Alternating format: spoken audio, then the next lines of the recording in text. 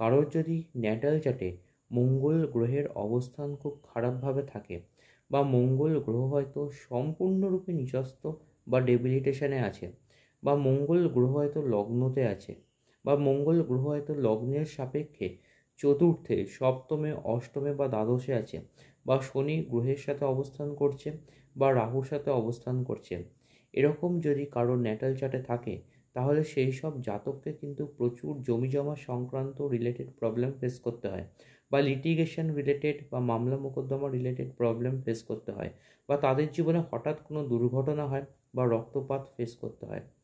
তারা কিন্তু রোজ হনুমানজির এই বীজ মন্ত্রটি অবশ্যই করে 108 বার জপ করবেন। মন্ত্রটি হলো ওং হনুমতে হোং রুদ্রাত্মকায় হুং ফট নম। আবার রিপিট করছি, ওং হনুমতে হোং রুদ্রাত্মকায় হুং ফট নম।